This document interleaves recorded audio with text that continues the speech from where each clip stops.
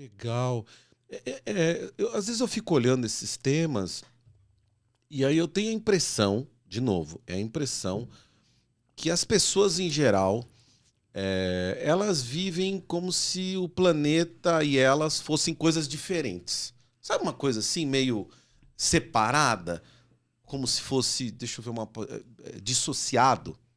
Você sente isso, tipo assim, isso aqui, ó, isso aqui, da onde veio, quem produziu, o que fez.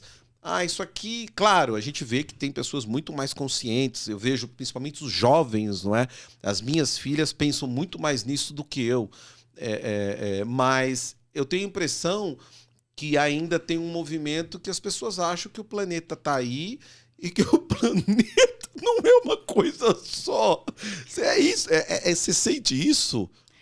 Eu sinto, e eu sinto racionalizando, né? Para quem lê o Sapiens, outra dica de livro. Ai, maravilhoso. Ele faz essa recuperação, né, da história da humanidade nos últimos 200, 300 mil anos, que são algumas das evidências do surgimento do Homo sapiens, né?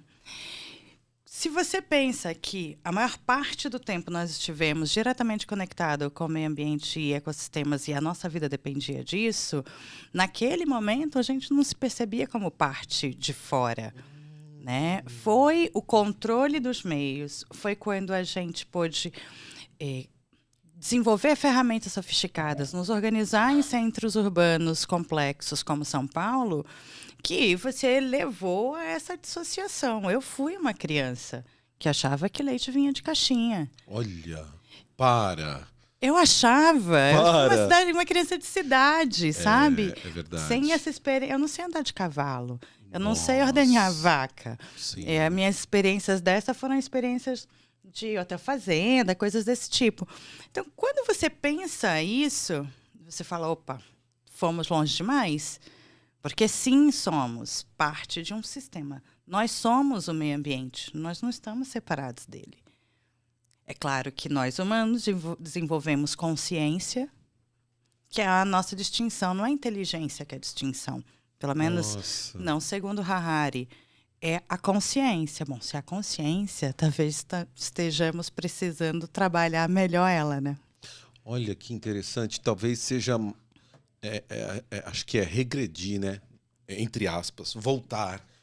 Porque eu fico olhando os animais, né? Para os animais não tem fronteira, né?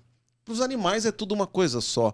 A gente que tem a necessidade de rotular, de compartimentar, né? de compartimentar. Quer dizer, aqui é o RH, aqui é finanças. Você vai dividindo tudo. Na verdade, eu acredito que está distribuindo poder, né? Ó, você manda aqui... Né, capitanias hereditárias, quer dizer, e vai ficando uma coisa meio fragmentada, mas aí você controla os egos. E aí você traz essa sua colocação, e ainda citando Harari, faz total sentido, porque... E aí fica aquela pergunta, né? O seu feeling sobre isso, como resgatar, quer dizer, como... Será que é jogar luz? Será que... Porque se a gente começa a pensar muito nisso, parece que a gente está tão longe, né, do que deveria ser.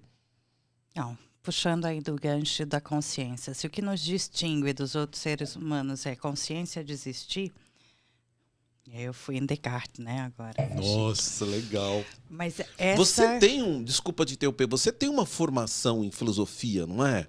Em relações internacionais e ciência política, mas eu amo filosofia e história, porque eu acho que a gente não consegue ser sem refletir sobre a nossa existência, né? Sim.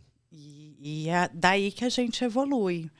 E aí, como eu te falava, trazer a consciência é o primeiro passo. E é claro que você só traz a consciência quando você passa por uma experiência, né?